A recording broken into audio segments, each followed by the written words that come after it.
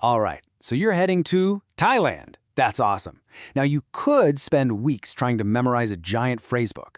Or, what if I told you there's a much, much smarter way? In this explainer, we're not going to just learn lists of phrases. No, we're going to build a toolkit. Just a few simple building blocks that will let you create your own sentences.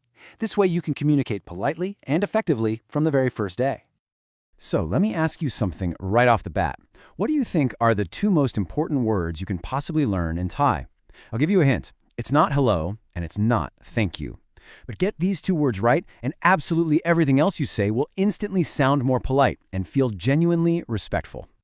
And here they are, the politeness particles. Seriously, you should think of these as your own personal superpower for communicating in Thailand.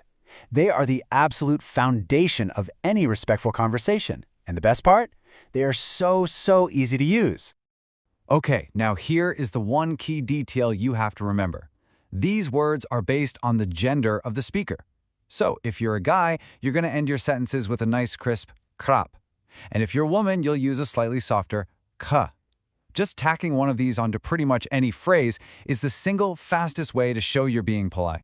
The most important thing to get here is that these words, they aren't really optional. In Thai culture, krap and ka are used constantly. You know, in English, we might say please or thank you in certain situations. But these particles are woven into the very fabric of everyday speech. Get this right, and trust me, you're already halfway there. All right, let's see how this first building block really works. Now that you've got your first piece of the toolkit, let's plug it into the phrases you're going to use every single day. This is where the magic really starts to happen. Hello. The main word is sawat di. So if you're a man, you just say sawat di krap. If you're a woman, sawat di ka. See? It's that simple. Core word plus your politeness particle. And boom, you've just built your first complete polite Thai sentence. And it's the exact same pattern for saying thank you. The core phrase here is hop kun. So you just add your particle. Hop kun krap or hop kun ka. You're already starting to see the pattern, right? This whole building block approach just makes the language so much more approachable. Okay, so you've got politeness down and you can handle basic greetings. Perfect. Now let's add the next layer to our toolkit, question words. These are the powerful little words that turn simple statements into tools for getting the information you need. You know, this is a perfect example of the logic of Thai. To ask someone their name, the phrase is kun chu arai. If you translate that word for word, it's you name what. It's not about memorizing complex grammar. It's just about putting the right blocks in the right order. It makes so much sense when you think about it that way. Here are your essential question-asking tools. You want to turn a statement into a yes or no question? Easy. Just add my to the end. So sabai di can mean I'm well, but sabai di mai means are you well? See how that works? For prices, you absolutely need taurai. That's how much. We just saw arai for what, and nai is your go-to for where. These words are your keys to the kingdom. Okay, this is the moment we've been building up to. We've got our politeness particles, our greetings, and our question words. So let's see how all of these building blocks snap together in one of the most common and most delicious traveler scenarios, ordering street food. Don't worry, it's not intimidating at all. It's just a simple 4-step process. First, you get the vendor's attention, but politely.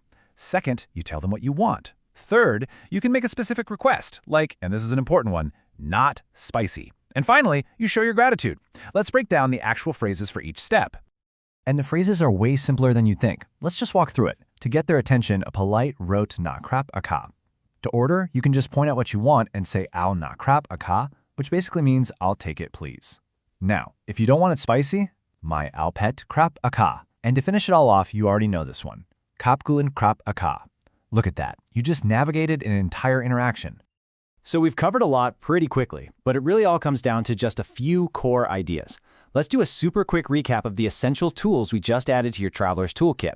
This is the stuff you really want to remember. Okay, so when you boil it all down, this is your core set. First, always remember your magic words, krap or ka. Second, master your two key greetings, savadidi and kapkun. Third, keep those 4 essential question words handy. And finally, with a couple of simple verbs like ao, which is to take, and pai, which is to go, you can express a surprising amount. This right here is your foundation. And with that, I'll leave you with one final phrase. chokdi krab ka. It means good luck.